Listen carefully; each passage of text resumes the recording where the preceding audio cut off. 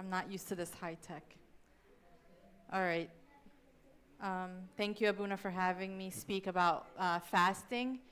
Um, it's definitely not an easy topic to talk about, and not something that I'm talking about in a sense of my expertise or anything like that. It's something I'm fascinated by because it's a struggle for most of us. And so I've always just been interested in fasting because of its track record for saint making. It's it's really the main tool that is being talked about in scripture and church history and holy tradition that produces saints and transforms us back into the image and likeness of God.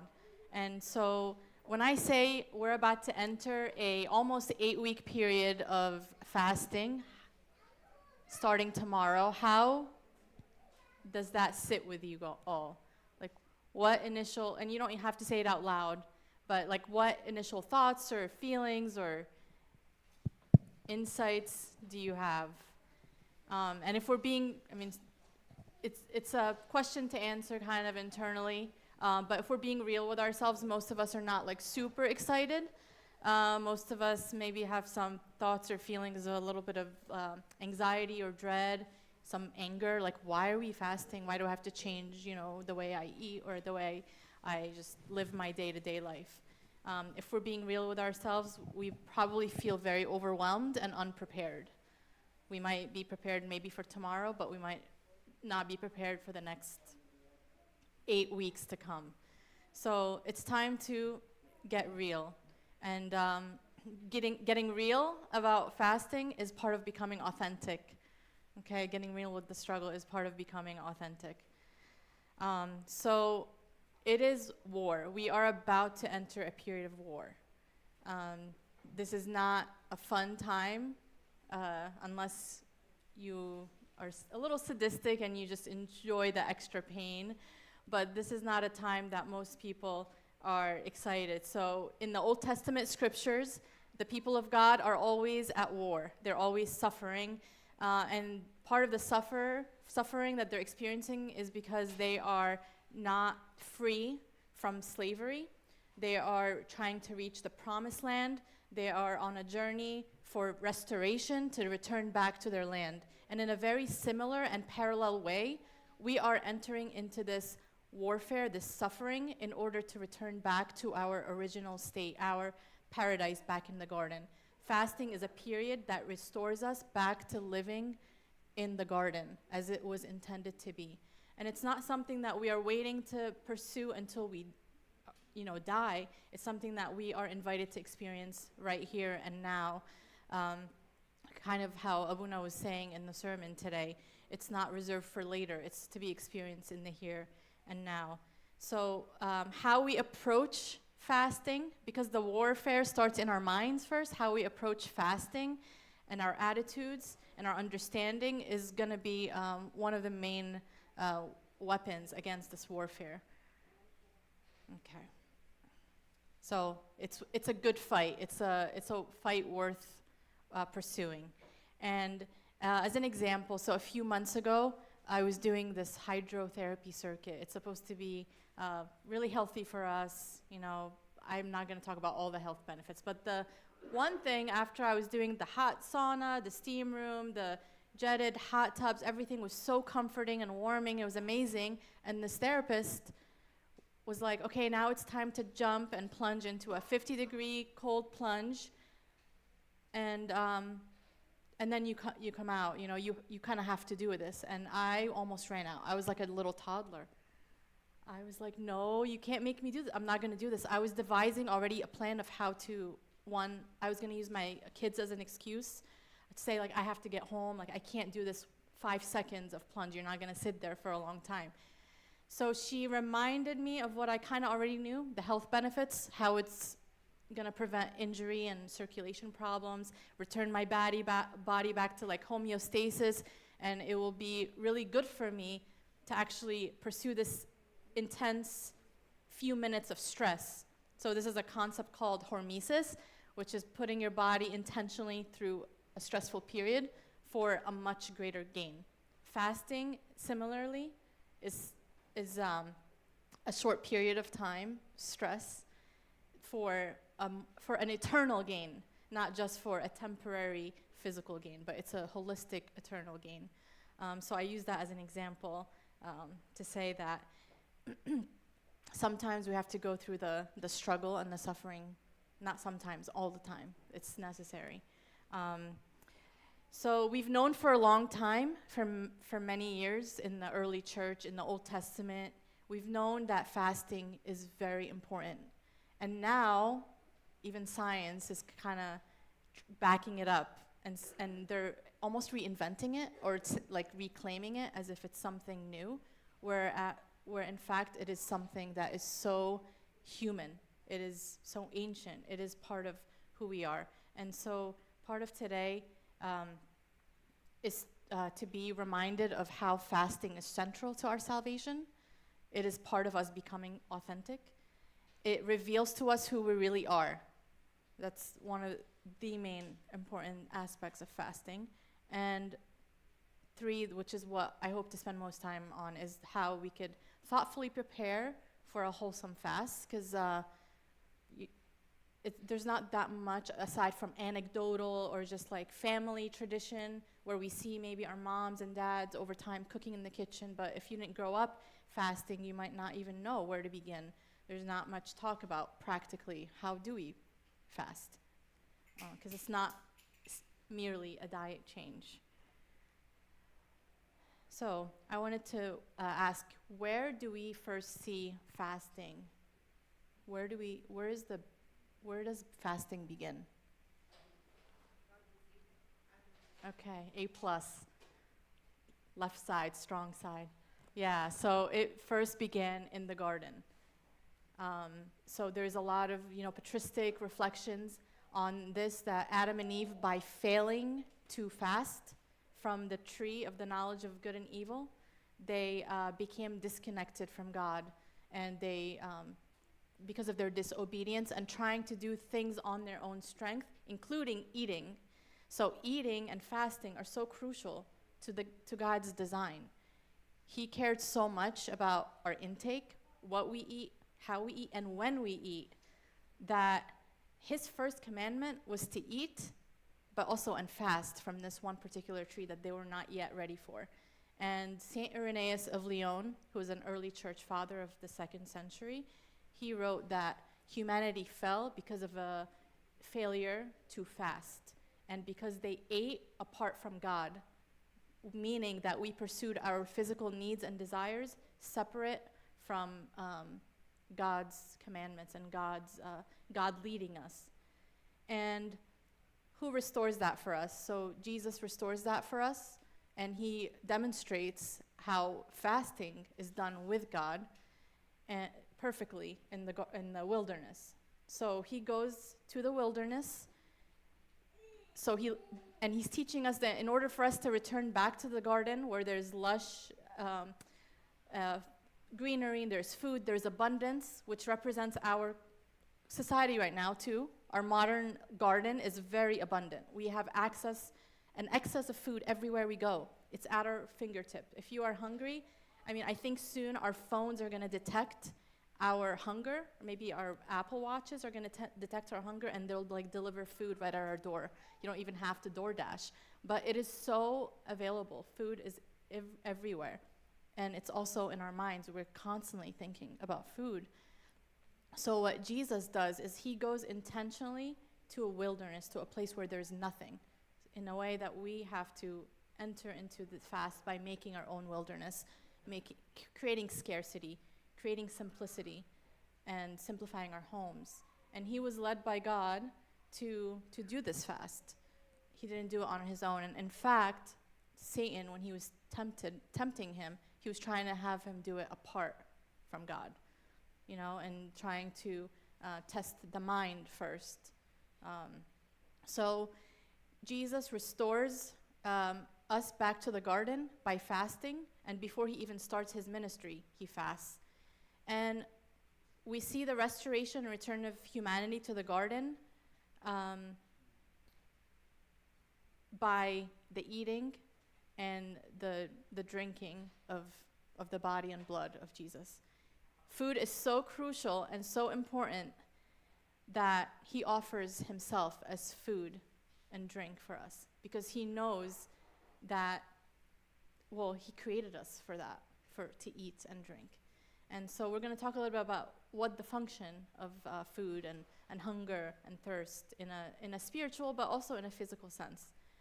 So sometimes we fall into the trap of over-spiritualizing, the garden narrative, that the fruit wasn't really food, or that, the body and blood is not really, the body and blood of Jesus. I hope we don't do that in our community, because we believe that this is truly the body and blood. But if we over-spiritualize it, then we tend to fall in the trap or the pitfall of over-spiritualizing the fast and saying, well, it's not really about the food. God doesn't really care about what we eat or drink. Doesn't matter. Just all that matters is I do good deeds, I'm kind to others, and the food, leave that alone. And the reality is, that is exactly what happens in the garden, is that Adam and Eve divorced their physical habits from their spiritual. And that's what death is the disconnection of our physical and our spiritual. So what fasting teaches us is that we're reconnecting with ourselves back again. And so the answer to why did Jesus go into the wilderness to fast for 40 days and 40 nights? Why didn't he just do good deeds for 40 days and 40 nights? Why didn't he just heal people for 40 days and 40 nights? He's clearly demonstrating that it is so important that we take this time to discipline the flesh and to be transformed physically and spiritually, both in one.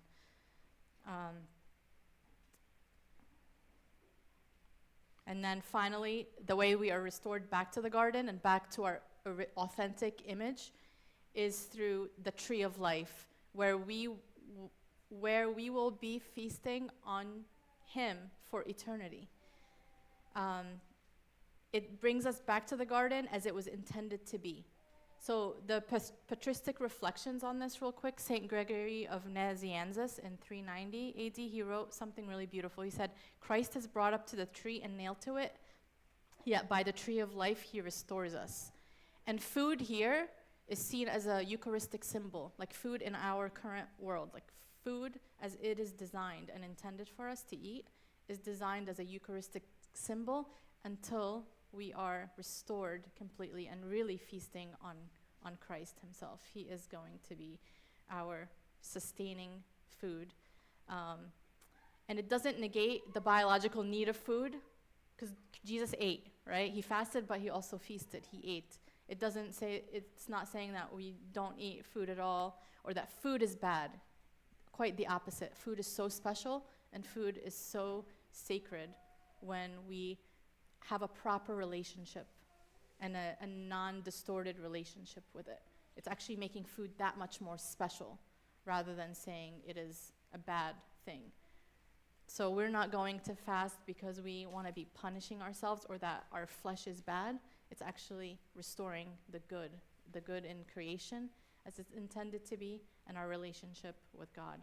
And we see this happening many times. There's so many examples of how the saints and holy people did fast in scriptures and in the lives of the saints. And God does amazing, like holy superpower type of stuff in their lives. So Daniel in the lion's den is an example of God restoring creation in the relationship with animals and humans via the means of fasting. So this is a quote by St. Basil the Great. He wrote a really beautiful sermon on fasting. And he said, Daniel, a man greatly beloved, who ate no bread and drank no water for 3 weeks, when he descended into the den, taught even the lions to fast. The lions were not able to sink their teeth into him, as if he were made of stone, bronze, or some other harder material.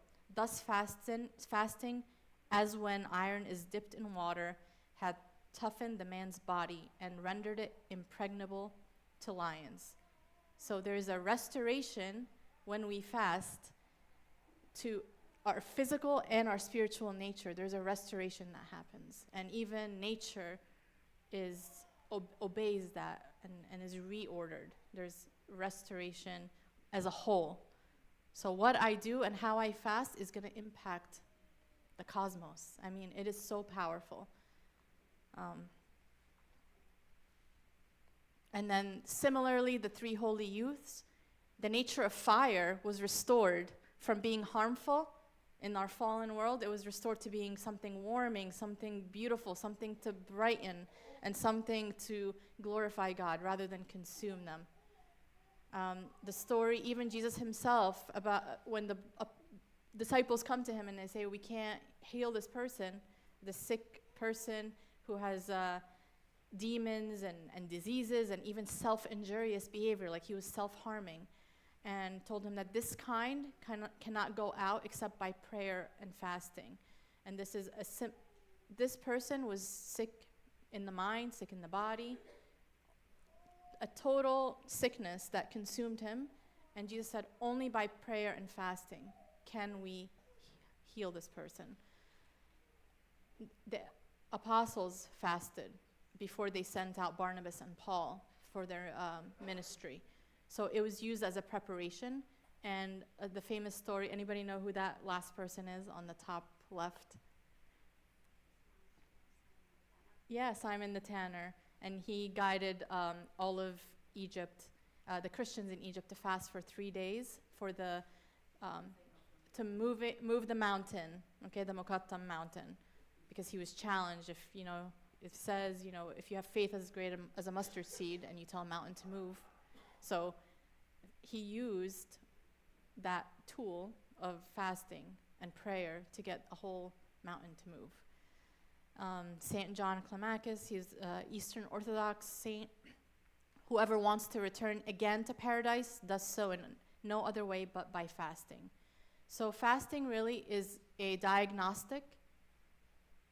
It's a spiritual diagnostic tool, and it's our remedy.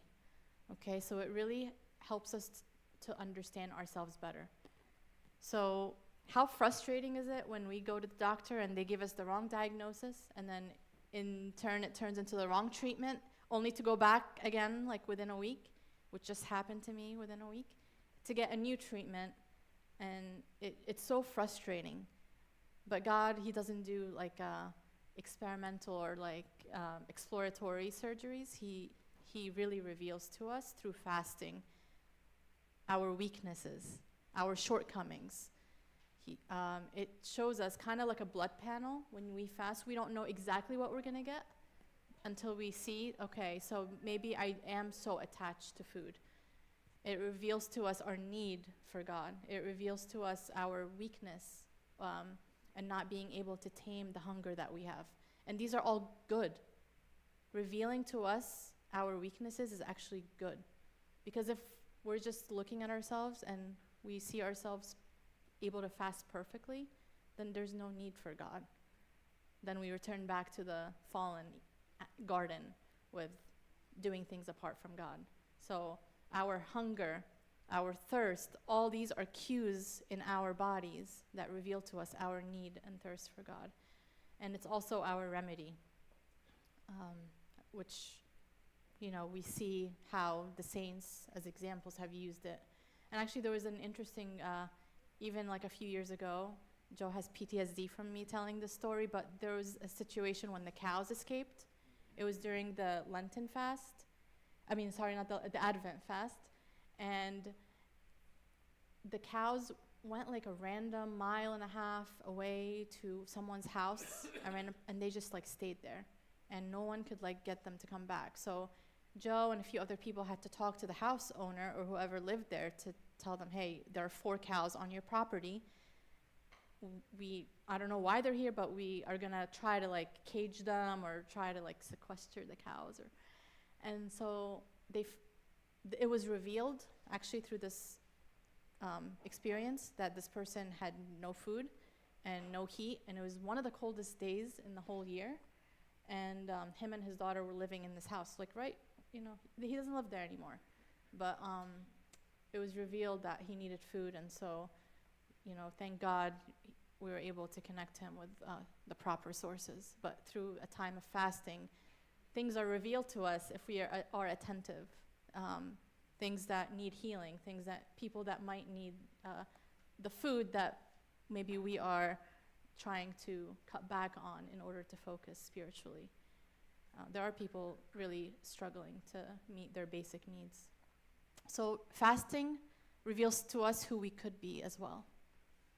Okay, so looking in the mirror and seeing ourselves is not a bad idea in theory, but it's important to also, while looking in the mirror, to see the image of God in us and to see Christ in us, and what he has done and the promises that he tells us. So let's not be discouraged if our relationship with food might not be where it's supposed to be. Actually, this is part of our nature, or fallen nature, is that we do have a distorted relationship with food. We have a distorted relationship with our hunger, understanding when we're hungry, when we're thirsty. It started back in the garden, and it continues today. So fasting reveals that to us too. It reveals to us that food, as a Eucharistic symbol, is supposed to remind us that we're going to feed off of Christ. So when we are hungry, to say, God, I'm hungry, help me to understand this hunger. Lean into your hunger. We need to lean into our thirst. Actually, there's a beautiful quote by Saint Gregory of Nyssa when he says, "Blessed are those who hunger and thirst for righteousness' sake." And then when he says that this hunger and thirst for righteousness' sake is demonstrating that God put hunger and thirst to point us to him. That every time we hunger and thirst and we desire food, that we just point back to him. So how do we actually prepare for this wholesome fast in order to be real with ourselves and to become transformed into his image and likeness? And I'm hoping that we can have discussion and see how, like, other people do it in their own households, like what works for them too. So one spiritual preparation is to desire deeply this union with Christ. It's to doing this voluntarily, not because we have to. It's not a legalistic thing where, like, if you don't do this, then, God is going to punish. We do this willingly. Daniel fasted willingly. I don't think he knew exactly what was going to happen, that the lions are going to be like playful pets in the den, but he willingly took up fasting because he knew that he is going to face death. Similarly, we know that we're going to face death someday. So we're doing this willingly, knowing that there's so many benefits that we can reap. Self-examination is definitely number one, so let's have an understanding of what we need to fast from this season, both spiritual and physical, because remember, we're not separating the two. Set your intentions and spiritual goal clearly. So I would recommend journaling or writing an intention for this fast. An intention meaning I am asking God to give me this grace or give me this gift or to help me with this sin, which is by his grace, he helps us to overcome those. So writing it down and maybe even reviewing it daily. So just being focused, and if we don't know what it is, maybe asking him to reveal what it is that we need to set our intentions on. So setting spiritual goals. Many of us have physical goals throughout the year, and although we're not trying to get, like everyone said, physically jacked this year, this is not a time for like, oh, let me up my protein intake because like if I don't get the right, 150 grams of protein, then like my biceps are gonna like deflate a little bit or whatever. This is time to get spiritually jacked. So in order for us to have that physical success and victory, like this actually helps to reset our entire year, how we approach our whole healing. So let's have spiritual goals. Environmental preparation. We are parts of many environments. There's the home environment, our pantry. So how do we prepare that?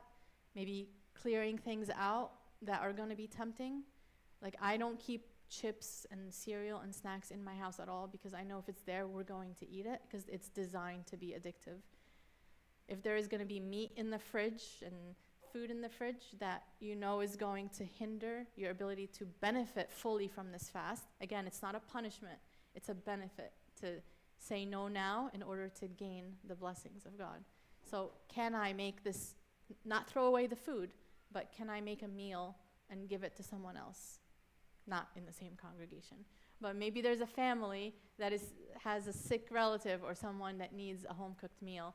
So how can I, in preparation, instead of wasting food, don't eat it or make a home-cooked meal for someone else? That's what you could do with the leftover meat. Because what ends up happening is that we make excuses come Monday and we're like, oh man, but I have like all these ribeye steaks in the fridge. Does anybody have ribeye steaks in their fridge right now? I don't know. I don't really buy ribeye steaks. But anyway, yeah, the looking in your fridge and just saying like, how can I eat for today, what I need for today, and then making a meal for someone else. Our work, how do you prepare your food for work, your environment for work, even like your social time with work or social gatherings outside of work.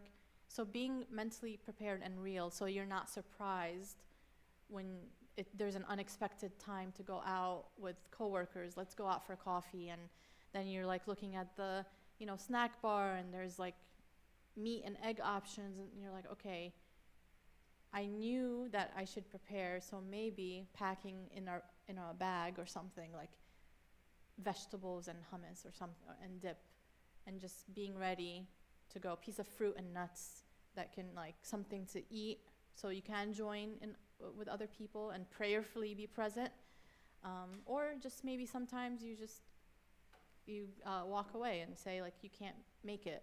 So it depends. Everybody's gonna have a different work and social situation. Everyone, I know some people just don't do any social things during Lent, but that's not really, I don't think it's mandatory.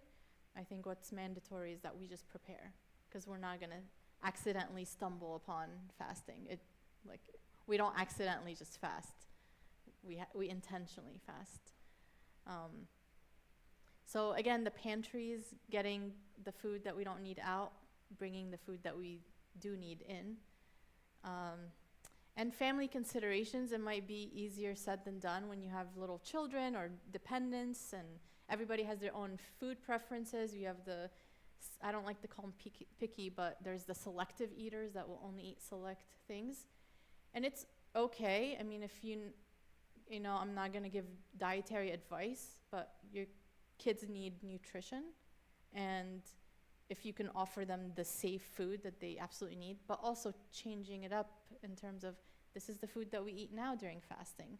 We're changing things up a little bit. How about the kids try to contribute to fasting as well? Like, what food or menu things do they want to see? Maybe they can help plan in a way, or go grocery shopping and pick certain vegetables that they like to either eat raw or contribute to the meal, so that way they feel like they're participating in some way.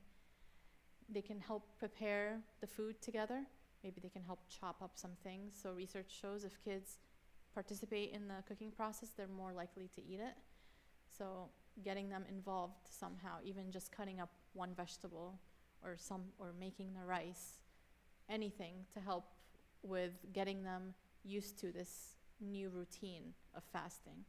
It's all about creating like almost a new culture in the home, a new spirit of participation. We're all trying to do it together. And if that's too hard, even just a simple act of praying or reading a story right before meals would be very helpful. That's assuming everyone sits together and eats together. But there's this really beautiful tradition in the monasteries where before eating, the monks will read a story from the sayings or the lives of the Desert Fathers.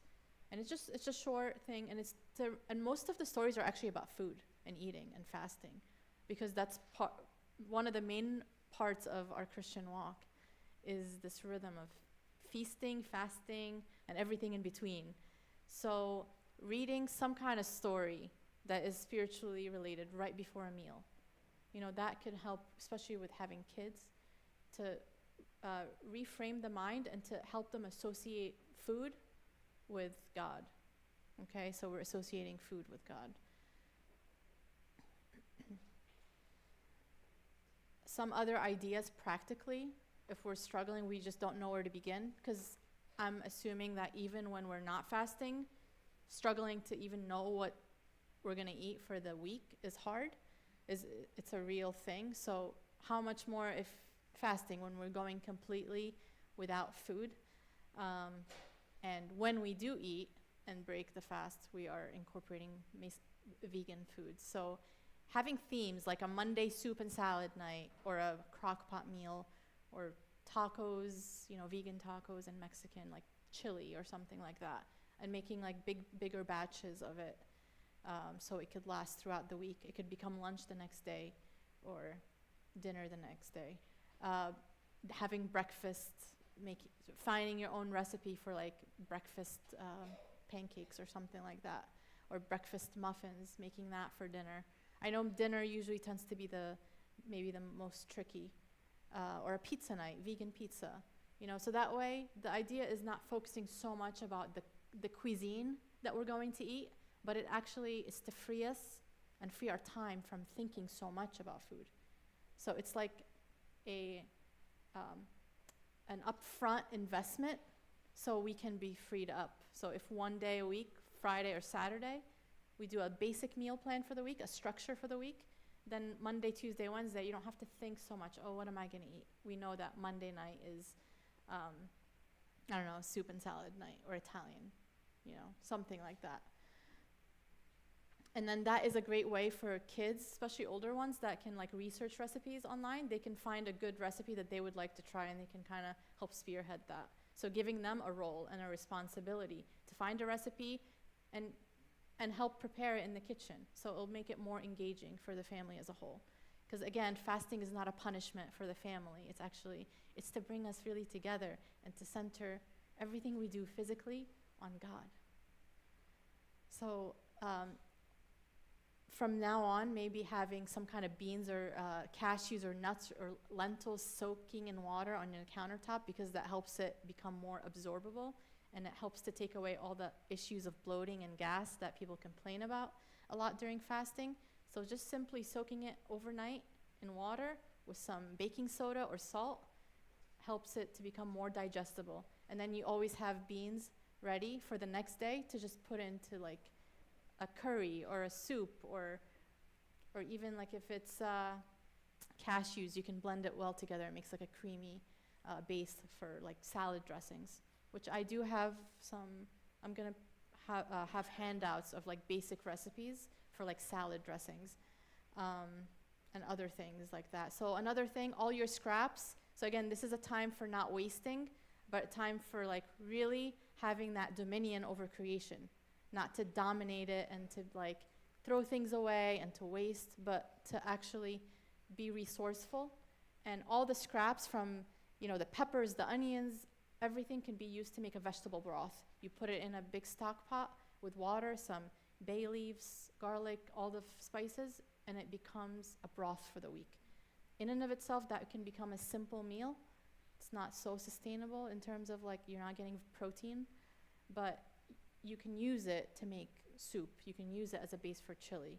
So we don't have to waste things. We can actually really use them according to their nature and not throwing them away. Again, in terms of things that make us kind of trip up or I don't want to say mess up, but not really fully benefit from the fast, is like the first cup of coffee or tea in the morning that you have to have. I know for me, like I love cream, half and half in my coffee. And I know that I need to be prepared for that. Whether it's getting rid of coffee altogether, which I'm not ready to do. I'm ready to reduce my intake. I think there's this beautiful story of, was it like an Eastern Orthodox missionary that went to one of the tribes in Africa, and all they eat is meat. They're super carnivore, all meat and dairy. That's their diet. And so she went back to the bishop to say, how am I going to teach them to fast? All they eat is meat all the time. because they are hunters and gatherers. Actually, they're just hunters. They weren't even gatherers. And the monk or the bishop said, just tell them to eat less meat.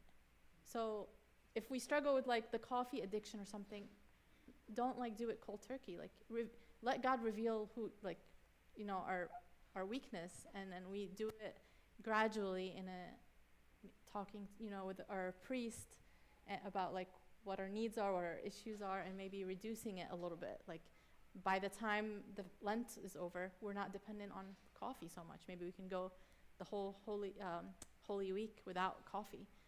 But making like a creamer that is non-toxic. A lot of the creamers out there that are vegan are just made with like all these oils, and they're just not healthy. So I don't think that fasting, and there's no evidence of fasting being a diet change in terms of just going from carnivore and like omnivore to just a vegan diet, right? So definitely being thoughtful about what you substitute or you take instead. Salad dressings, again, if we have like good salad dressings on hand that we make for the week, then it's easy to just put together a salad. Bowls, that's like the new thing now. Quinoa bowls, rice bowls, cauliflower bowls, and just adding the different things, roasted chickpeas and peppers, and making it healthy, and like really being mindful about all the colors, all the beautiful things that God created for our enjoyment and also our sustenance. So making bowls is a great way to, one, be really healthy. I think it is a time for us to also be really physically healthy. Again, we're not going to get jacked from doing this. Like, we're not going to build that much muscle. As a person who likes to work out, I understand going into this, I'm going to probably do a little bit more cardio and focus on maybe something that really lines well with this Lenten period. So having like different physical goals that align with our spiritual goals. And then also, I talked a lot about food, but it's okay to not eat, or it's okay to delay unless there are considerations with medication and people who have health conditions, nursing moms and pregnant women and little kids. You know, there are many considerations. So this is not a blanket thing, but we are also designed to not eat for long periods of time. We can go, generally speaking, a whole day or 2 or 3 without eating. So this is, again, to be discussed with Abuna or like your spiritual mentor who knows you well and your needs. But it's okay to hunger and thirst. It is okay to let our bodies need it, and we're not going to be guilty or shameful about it. We're going to just instead say, God, I'm hungry. There was this beautiful tool that a monk at the monastery in Texas, Abuna Sarbamon, taught me a long time ago. He's like, if you just replace God before every thought or craving or desire you have, you instantly just turn everything into a prayer. And you can fulfill St. Paul's command, which he says, pray without ceasing. So, God, I'm hungry. God, I'm thirsty. God, I really want this Oreo or whatever. Like, God, I just really want. And so you're calling on God to guide like every physical decision. So if we are hungry, wait a little bit and see if God will curb that appetite, or pray. That way you associate the two. So it's okay to not eat. We're not going to die. We are designed to fast. It's the first command, and it's actually good for us physically and spiritually. And with the excess time and energy that we will hopefully have from not focusing so much on eating, we use that time to pray more, to give of our excess resources, because people out there are in need, and serve more or outreach more. So hopefully we have extra time. We're always looking for extra time. And one way is to really eliminate a lot of meal preparation, because we focus so much of our energy and time on food, what we're going to eat today. And mentally, it could be overload. So special consideration, we definitely talked about that. This is not a blanket, plan and guide for everybody. But I think even just doing a vegan fast could be helpful for everybody. I mean, know of many situations where people just cannot do vegan at all unless you have special needs like rheumatoid arthritis and your doctor put you on a carnivore diet, which, but sometimes we, which is like kind of, I know, it's like I want that without the rheumatoid arthritis, yeah. Yeah, so sometimes we do make excuses though. It's like, oh, I have a medical condition, so I can't fast. No, I think we can all fast in our own unique way. For the most part, the church sets the rule. There are going to be unique circumstances for when people are pregnant and nursing. Definitely need those vitamin B12s, you know, so you can't not do that for your child. So I'm actually pretty much done. I had some extra slides, but I don't think I need to go into the why vegan unless it comes up in questions, but I want to spend time for discussion. And questions, comments, concerns, you can definitely talk to Abuna. So anybody have comments or questions or? Can you share some recipes? Oh, share recipes. So yeah, I have some handouts. I don't think I have enough for everybody, but I can definitely email them in a PDF. I have a coffee creamer recipe because I think like the first thing in the day that many people do is drink coffee, and if we just are intentional about what we do with it.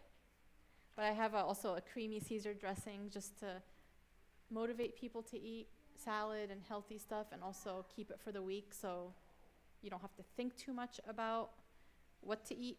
And overnight oats, an easy like breakfast, how to do an overnight oat situation. A lot of these things you can look up online, easy vegan meals, and especially if you want to do Mexican or Italian, you can just type in and a lot of things will come up. And again, we're not just fixated on the food itself, but it's just to reduce your time and preparation a lot. Like you don't have to come home from work and say, oh, what am I gonna, do today? It's like you already kind of know. And the kids know, like if you have kids, they're already expecting it. Yeah, so anybody else have any kind of comments, concerns, disagreements? Amy. This has been great. Thank you, Sandy. First of all, my question is like not being, what am I called? I'm not a cradle copt. What am I? A convert or whatever? Like my family or friends or whatever will notice, like all of a sudden, like very mindful or becoming vegan or something. And so how do you balance that with that idea of like, you're not supposed to tell anybody that you're fasting, or if somebody puts like a food or gives you food to not hurt their feelings and say like, oh, well, I can't eat that, and and have to go into this whole big thing. Yeah. So like, it's something that, that I always like struggle with. So what's your advice? Yeah, thank you. That's a good one. I think it's something, we most of us experience, even if we're not cradle Orthodox, most of us will experience that. But so I'll answer the last one, like how do we respond to, when people say like, oh, why aren't you eating that? And you're saying I'm not really doing that right now, but it's part of giving a defense of our faith, like with love and with thoughtfulness, just saying like, it's the time of fasting where I am abstaining for certain foods in order to be united more closely with God, and just leaving it at that, or like this is part of our church fast. So whatever way that you uniquely respond to them, because your friends best, what they would understand. And I think being a witness, if someone is asking you or is curious about what you're doing, it's actually being a witness. It's not being showy. There's a difference between being showy, intentionally like going out there and like unwrapping your, chili, and it's so, steamy, and you're like, I'm fasting, I love this fasting, and there's a soliciting compliments and soliciting attention, and there's a difference between you're just sitting there kind of minding your business, enjoying a social environment network and people just notice something different, that's you witnessing. I would say like that in a way is you witnessing, and that's a time to share the importance of food and relationship with God, and the two go hand in hand.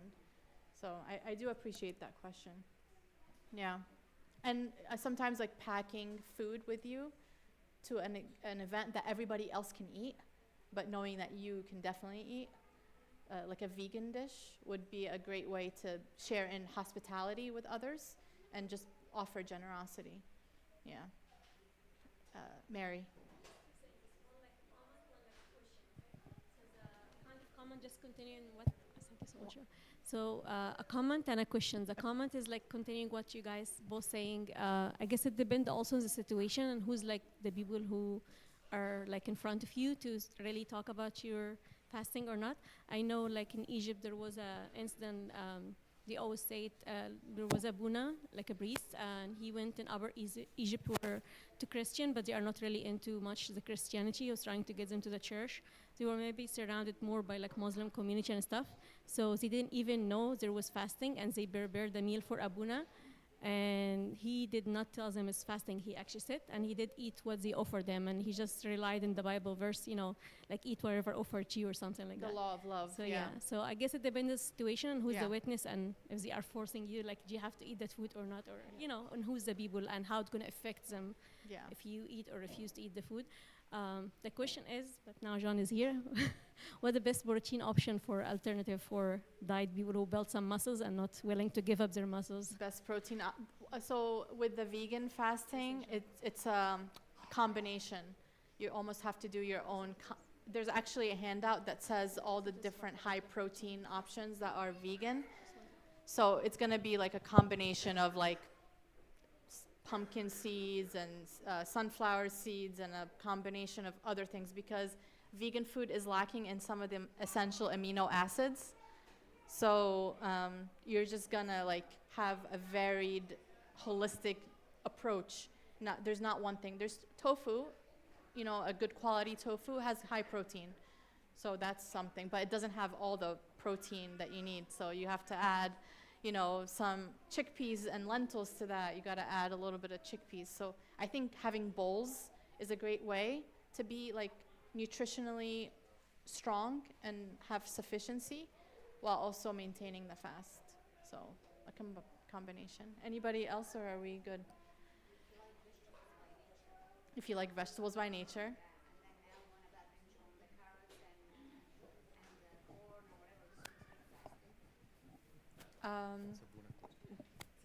So you're saying that for fast, yeah, well then fasting would be not eating. Then, then someone here is addicted to carrots. Okay. Thank you for being honest about your love for carrots. I guess the not eating is also, I mean, not eating is really fasting. Fasting is the abstinence of food. The reason we're talking about food is to give us time to, so we don't eat, and so we do other things with our time, and so we pray. We're not talking about food because that is the main thing of fasting. Actually, it's quite the opposite. So not eating would be the solution. Just don't eat the carrots. Yeah. I mean, I'm not gonna give, you know, that kind of personal advice, but like, she goes to the carrot. She loves. That's all. Yeah, you're welcome. Guys, if you guys have more questions after we pray, just Sandy, I'm gonna volunteer her to stick around for a few minutes to answer if you guys have questions.